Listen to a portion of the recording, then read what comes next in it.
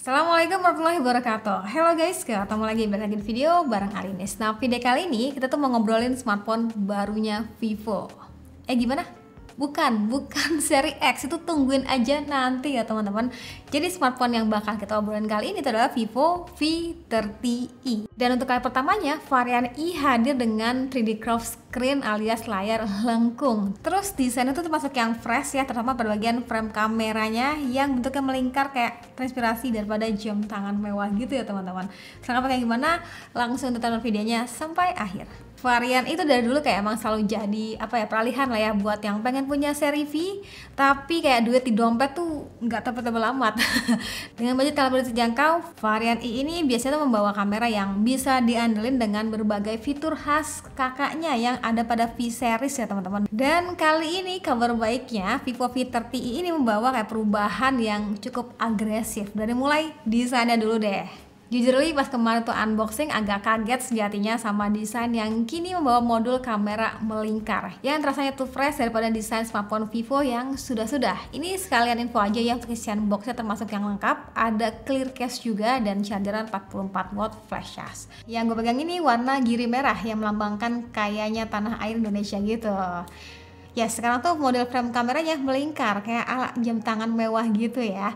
Jujur nih kalau boleh milih kayaknya gue bakal pilih varian warna banyu birunya deh, itu kayak terasa lebih seger aja. By the way, dia tuh punya dua motif desain gitu ya di bagian belakangnya. Nah pada bagian sampingnya ini, itu kalau bagi gue ya kayak sebagai pakemnya gitulah, ataupun sebagai remnya pada saat menggenggam atau menggunakan casing tuh kayak biar nggak merosot. Karena kalau kita pegang ininya aja nih, kalau misalkan full body gitu kayak ini bahan ininya, itu terasa licin banget cuy, kayak halus banget jatuhnya. Sensasi saat menggenggam smartphone-nya juga Vivo selalu jadi juara. Dan selain itu bodinya tuh terasa tipis 7,7 mm aja teman-teman, rasanya ringan juga karena beratnya tuh cuma 188 gram gitu. Walaupun rasanya slim dan juga seksi, ringan gitu ya, tapi Doi itu punya durability yang terbilangnya lebih baik. Yes, Doi itu bersertifikat IP64 yang mana bakal tahan debu dan juga bakal tahan cipratan air teman-teman. Dan kemarin tuh tangan gue tuh agak basah gitu kan pas ngoperasiin smartphone-nya, ternyata masih bisa nih, nice. Terlebih lagi smartphone ini tuh punya 3D curved screen ya, buat pertama kalinya V series yang berbuntut i itu di bagian layar ini punya layar lengkung, dimana ya udah kayak kakaknya banget, percis gitu ya. Karena ya selain layar curved dan seksi, Doi juga kayak ngasih bezel yang minimalis di tiap sisinya gitu kan, jadinya terasa happy aja gitu ya buat gue yang hobi nonton, karena screen to body rasionya termasuk yang luas nih teman-teman. Jadinya pengalaman nonton drakor mami papi tuh ya terasanya kayak lebih impresif aja. Pokoknya sebagai informasi tambahan aja, layarnya ini udah bersertifikat SGS Triple Certification yang tentunya tuh bakal buat aman dan nyaman ya buat kesehatan mata kita. Bagian layar ini tuh biasanya gue ceritain di akhir video sih teman-teman, karena ya udahlah, Vivo V series berbuntut itu pasti kayak menggunakan punch hole, terus juga layar AMOLED gitu-gitu kan. Dan sekarang tuh pakai layar 3D curve, jadi kayak lebih enak aja gitu buat diceritain. Lanjut buat kameranya, Vivo V30 itu membawa all new Aura Light Portrait with Smart Lighting Control yang terasa itu kayak lebih soft, area lightingnya juga terasa lebih besar, dan klaimnya itu bakal lebih akurat. Teman-teman bisa komen langsung aja sama hasil fotonya ya. Menariknya smartphone ini juga dilengkapi dengan distance sensitive lighting yang mana cahaya aura lightingnya tuh bakal nyesuaiin tergantung jarak kita ya teman-teman. Jadi bisa disimpulkan kalau fitur all new Aura Light Portrait yang ada di kakaknya itu tetap bisa kita nikmatin di Vivo V30i. Ya, yang membedakan itu paling ada di bagian bentuk daripada aura light-nya. Kalau ini kan melingkar ya teman-teman. By the way, main kameranya ini pakai sensor Sony IMX882 yang punya hasil kamera tuh kayak nyenengin loh teman-teman, termasuknya. Ini sedikit cerita ya, gue tuh kan udah pegang smartphone ini dari sebelum lebaran kan, dan kamera ini kayak udah berhasil nemenin gue tuh abadin momen lebaran lah, halal bihalal, hingga liburan tipis-tipis gitu. Dan so far sih gue puas loh ya sama hasil kameranya. Saturasi warnanya terbilangnya pas, detail-detail tuh kayak masih dapet banget, paling sesekali tuh di bagian sudut aja nih yang kurang ter-highlight. Sisanya tuh udah happy aja lah sama hasil kameranya, kayak udah instan lah buat upload di sosial media. Terus buat teman-teman yang kemarin nanya di kolom komentar Instagram sebelumnya, inget apa enggak soal kameranya ini dilengkapi dengan lensa 0,6 kali enggak kak, atau bahasa benernya tuh ada lensa ultrawide enggak? Ini ada. Jadinya ya kita bisa nikmatin cangkupan foto dengan lebih luas nih teman-teman. Dan rasanya so far ya oke lah dibandingkan dengan main kameranya.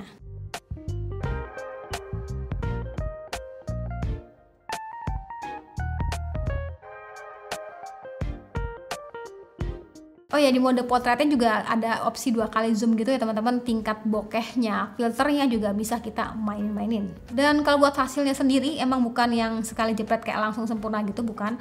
Ada kalanya tuh kayak suka bocor ataupun kayak blurnya tuh nggak rata gitu teman-teman. Apalagi kalau backgroundnya tuh kayak udah terlalu kompleks. Itu sekali kayak suka gagal sih. Jadi ya pesannya tuh pinter-pinter kita aja buat atur tingkat bokehnya sesuai dengan kondisi saat berfoto nih teman-teman. Kalau buat kamera depannya ya udah sih ya, nggak usah diragukan lagi, kayak gue tuh selalu approve lah. Karena emang hasil selfie-nya termasuk yang nyenengin, kayak siap segala kondisi gitu jatuhnya, kayak udah auto cakep lah. Lanjut buat hasil foto malamnya, ya so far hasilnya tuh memuaskan ya teman-teman. Terasanya jernih, minim noise juga, dan cahaya lampunya pun masih aman terkendali. Catatannya tuh standar foto kasih jeda aja ya, karena emang doi itu kayak butuh waktu beberapa detik itu ya teman-teman buat hasilin foto yang lebih baik dan minim blur. Hai, kali ini kita nyobain rekaman kamera belakangnya Vivo V30i di settingan 4K teman-teman, bisa hingga 4K, terus kita aktifin juga ultra steady-nya. Jadi teman-teman boleh lihat aja kira-kira sestabil apa ini menjelang malam hari. Iya, ngeliat sih agak sedikit patah, tapi nggak tahu aktual nanti kayak gimana, boleh aja tulis kolom komentar. Coba sekarang kita pindah ke kamera depannya, masih stop dulu, nggak kayak kakaknya V30. Hai, kalau ini contoh perekaman kamera depannya. Kamera depannya maksimal di 1080 pixel 30 fps. Jadi kalau sambil kebutuhan jalan vlogging bakal kayak gini. Gimana menurutnya? Stabil apa enggak? Warnanya kayak gimana? Suara jelas apa enggak? Boleh tulis kolom komentar. Oke, sekalian untuk perekaman video di malam harinya bakal kayak gini. Tetap terasa stabil. Detail apa enggak? Boleh tulis kolom komentar ya. Gimana untuk hasil kameranya? Boleh aja tulis kolom komentar ya. Nah, kalau si Vivo V30 ini punya desain yang looks-nya tuh kayak slim, ringan, elegan gitu ya. Tapi menariknya tuh baterainya ini termasuk yang besar, 5500 mAh. Ini saya ingat gue sih ya, sepanjang perjalanannya V series kayaknya baru doi deh yang punya baterai sebesar ini, 5500 mAh cuy. Yang mana yang baterai segede ini tuh bisa nemenin gue online seharian ya teman-teman. Dan kalau teman-teman mampir ke website Vivo tuh kayaknya doi tuh pede ya buat durability dan juga kesehatan baterainya. Katanya tuh bisa bertahan hingga 4 tahun gitu. Karena sejatinya tuh ada fitur 4 tahun proteksi baterai yang menjamin katanya tuh kesehatan baterai dari Vivo V30 ini tuh yang gak bakal turun di bawah 80% selama 4 tahun masa pemakaian. Wih, menarik tuh. Kalau buat pengecasan sendiri dikasih 40 watt flash charge, yang mana buat ngecas dari 6% hingga 100% itu lebih membutuhkan waktu sekitar 80 menitan. Kalau buat detail lain soal speknya, smartphone ini berbasis Android 14 dengan Vantage OS 14 yang klaimnya itu 50 bulan tuh bakal lancar untuk bagian si OS-nya. Buat bagian RAM-nya tuh 8GB plus 8GB extended RAM, dan kalau buat internal memorinya sendiri tuh gede nih teman-teman, yang gue pegang ini 256GB, sebenarnya ada juga varian 128GB-nya. Sesuai aja sama kebutuhan dan juga budget kalian. Dan buat kemarin yang sempat nanya, ini chip yang dipakai itu apa nih kak? Jadi smartphone ini ditenagai dengan Snapdragon 6 Gen 1 dengan 4 nanometer. Buat skor Antutunya dapat di angka 553 ribuan. Udah lebih gede teman-teman daripada seri sebelumnya yang 400 ribuan. Kebutuhan mainstream kayak scrolling sosmed, chatting, streaming, sesekali gaming ya terasanya udah aman. Suhunya juga tergolong yang masih santuy ya teman-teman. Ini berkat juga daripada smart cooling sistemnya yang mana menjaga suhunya tuh tetap aman. Oke, itu tadi cerita gue sama Vivo V30i. Kalau dulu tuh varian V berbentuk I itu kayak ada beberapa yang penyesuaian lah ya. Kita tuh kayak mesti nerima sama beberapa kondisinya karena kan emang budgetnya pun ya lebih terjangkau. Nah, di Vivo V30 ini gue tuh ngerasa kayak lebih agresif. Doi itu kebagian 3D curve screen yang buatnya tuh kayak auto mewah gitu ya. Tetap terasa slim dan ringan, tapi baterainya pun ya tambah gede, 5500 mAh. Terus kameranya juga bisa diandelin khususnya buat foto-foto, itu gue yakin kayak auto cakep. Kalau soal desainnya sendiri balik lagi ke selera teman-teman ya, suka Vivo yang dulu atau dengan modelnya seperti ini, boleh ditulis kolom komentar. Oke, itu tadi cerita gue sama Vivo V30i. Buat teman-teman minat, link pembeliannya gue taruh aja pada kolom deskripsi ya. Sip, sekian dari gue, terima kasih sudah nonton sampai video. Jangan lupa like videonya, jangan lupa juga subscribe juga channelnya, dan tulis di kolom komentar pendapat kalian tentang smartphone ini tuh kayak gimana. Sekian dari gue lagi, dan saya bilang see you, bye bye.